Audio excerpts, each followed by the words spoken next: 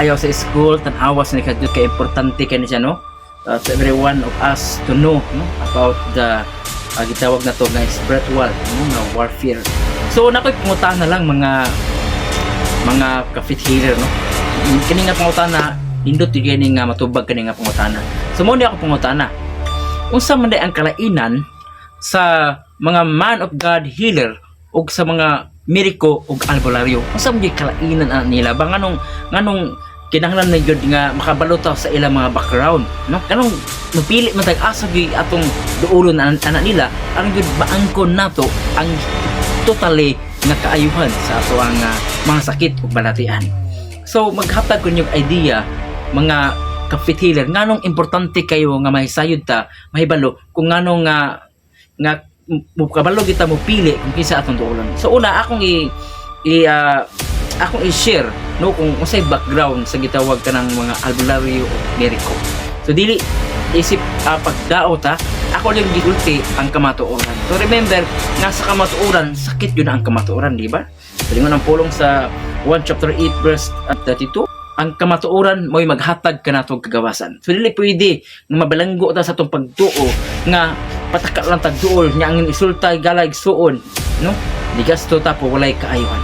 So ang albularyo ug miriko, it's just only a human way.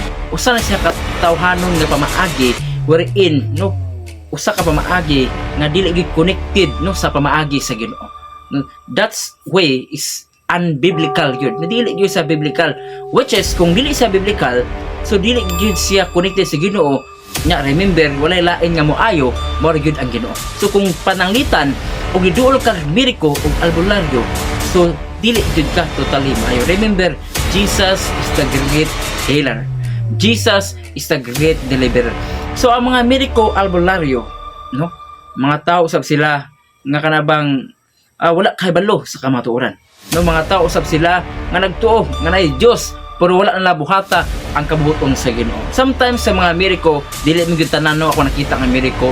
Apanay mga miriko nga nagkatambal sila pero nagbisyo, no? Nagsigarilyo, nag-inom, no? So dili gyud gitawag nga nasa lay ginapalo ba nga guide, no? So mao na kanang gitawag dako nga kalainan. Og ikaduha, ang kalainan po sa mga miriko is sometimes ang ilang gihimo nga panginabuhi mao gina ang pagpanambal. No, mao na nga ingon sila nga walay bayad pero kinahanglan ka nga muhulog sa altar o baka muhulog sa bulsa nga ilang giandam sila sa lina. So mo na dako nga kalainan sa mga miriko. Og ikatulong nga kalainan, katulong nga punto.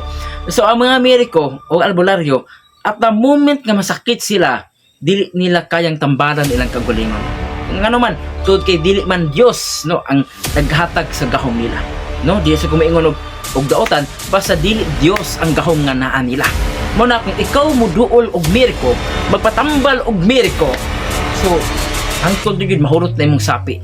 Daghan maayo lang kadyot ko to 1 week, 1 month, and after that mo grabe ang sakit ug daghan pa nangamatay. Isog ka nga nisulti mga kagalaan kay di ko gusto kamo masiptat mo duol, masayang yung kwarta, madisgrasya pa, mo grabe pang sakit ug mamatay. Mo na kung mo duol man gani mo, no, i-make sure i-search ang background usa ka mo duol no mga iga.